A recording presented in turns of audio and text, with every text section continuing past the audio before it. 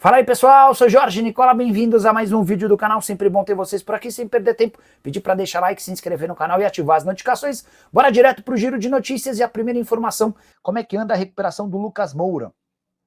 Daniel, a expectativa é de que ele não tem condição de jogo nesse meio de semana, contra o Botafogo, mas no melhor dos cenários pode aparecer contra o Santos no final de semana. Se não der certo ainda contra o Santos, deve estar à disposição contra o Libertad, tá? Ele deve voltar antes que o Lucas está sendo preparado para isso. Conversei hoje com o empresário do Luiz Gustavo, até para perguntar se é real que o Luiz vai precisar de mais 3 meses para voltar. E ele disse que não há nenhuma projeção, nenhum diagnóstico em relação a isso, que o Luiz vai passar nos próximos dias. Deixa eu ver se eu consigo colocar o áudio dele aqui, porque aí vocês mesmos tiram as impressões, né? Como o Tite, que é empresário dele, não tinha pedido sigilo nem nada, a gente consegue colocar o áudio. Certeza. Na verdade, sem saúde nós não somos nada, né? Sem saúde nós não somos nada. A princípio, é o que eu te falei. Temos que esperar, né, a resposta do médico, né? Tudo que nós falamos agora, a gente está antecipando, né? Então, o médico vai nos dar o caminho. Então, vamos esperar para ver o que o médico vai falar. Tá, então, assim, não dá para cravar se ele precisa de 3 meses fora, se dá para voltar em um mês. O que o Luiz Gustavo está esperando é uma posição do médico. Enquanto isso não acontecer, não teremos novidade, tá bom? O Alexandre, que faz um trabalho bem legal no Anotações Tricolores, ele teve acesso ao balanço do São Paulo da temporada passada. Cara, e tem alguns números muito assustadores. Vocês sabem, né, que a dívida do São Paulo está perto de R$1 bilhão, 969 milhões, e que o São Paulo teve um prejuízo no ano passado de quase R$300 milhões. Há uma série de explicações para esses números, mas chama atenção quanto o São Paulo ainda deve para outros clubes e para outros ex-jogadores. Por exemplo, a compra do Ferrarese, o São Paulo ainda tem a pagar para o Montevideo City Torque 20 milhões e 800 mil. A compra do Ferreirinha ainda vai custar ao São Paulo 14 milhões e meio de reais. Em relação ao Alan Franco, a dívida é de 8 milhões e 700 mil. 7 milhões e 300 mil pelo Caleri, que já foi comprado há um tempão. Santiago Longo, 1 milhão e 800 mil. Rigoni, que já saiu de São Paulo, faz mó cara, 1 milhão e 300 mil, além de Ramal Lewis, 965 mil. Mas o que mais me chamou a atenção de todos os números que eu tive acesso hoje, nesse recorte do pessoal do Anotações Tricolores, se dá com dívidas que o São Paulo tem com ex-atletas. Tanto o Yaxson Mendes quanto o Gabriel Neves foram contratados de forma direta, sem que houvesse a necessidade de compra de direitos econômicos. E aí, não tem mais nada de graça, né? Quando o jogador está livre, você, entre aspas, compra dele os direitos de econômicos, os direitos federativos, como você queira.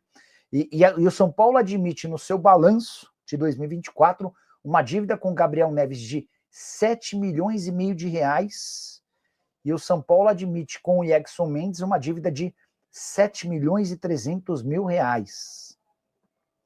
Pergunta para você que está assistindo a live aqui.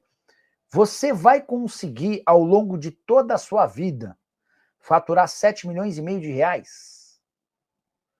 É possível que a maioria das pessoas que estão assistindo a live diga não.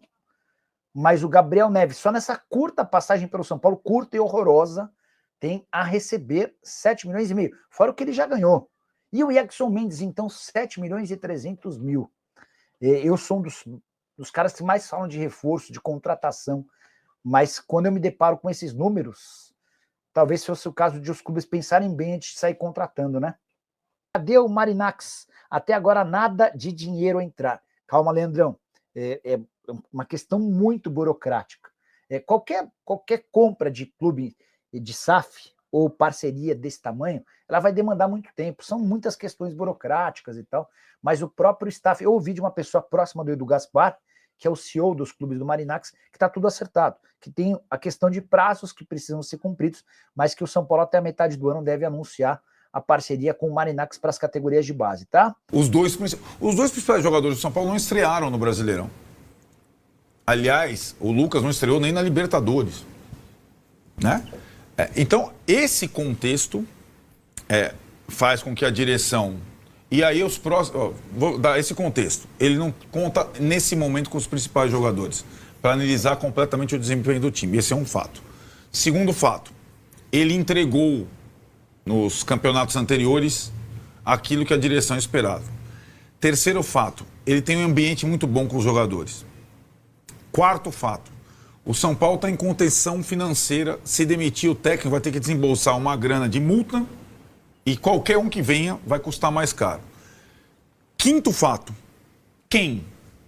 Essa é uma das ótimas perguntas. Então você tem 5 fatos. Por que a direção está sustentando o Zubeldia? Por conta disso. Agora, a maioria da torcida está contra.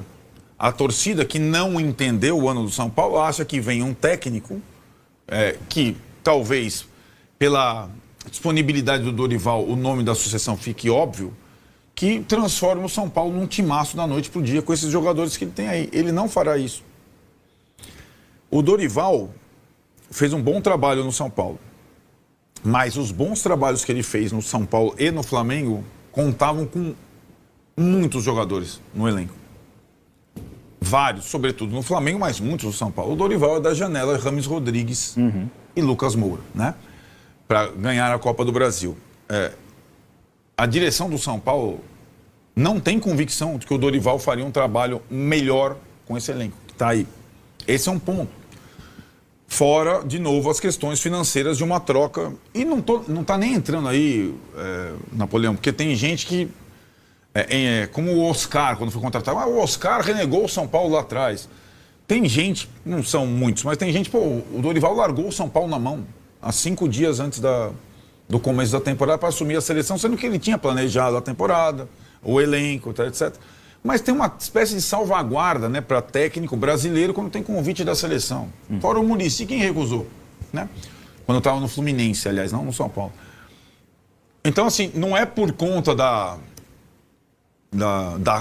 traição, entre aspas, do Dorival que ele não seria uma opção.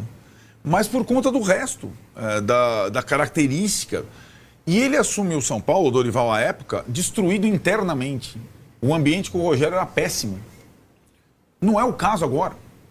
Agora existe uma questão que é o torcedor. O torcedor não compra mais o barulho do técnico. Fora as questões da torcida organizada, que faz uma diferença. Não é a do Corinthians. A do Corinthians é mandatária, né? A do Corinthians, ela determina os rumos. O barulho dela, a representatividade dela, isso é apenas uma constatação, não é um elogio, uma crítica.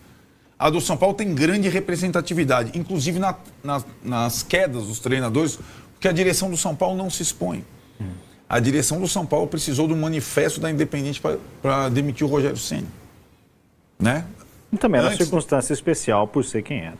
Sim, né? Ficou mas claro uma ruptura sim, com quem não poderia ter uma ruptura, né? Pois é, mas se for assim, né? Você nunca vai demitir ninguém depois de você se contratar. Nenhum jogador vai embora, né? Enfim, eu acho que a direção do São Paulo se vê acuada, ela quer a manutenção do Zubeldia, mas o barulho é cada vez mais forte. E aí, cara, é a simples questão matemática do resultado no futebol. Empate não garante emprego. Derrota derruba, vitória dá sobrevida. Agora você vai viver nessa... Por quanto tempo?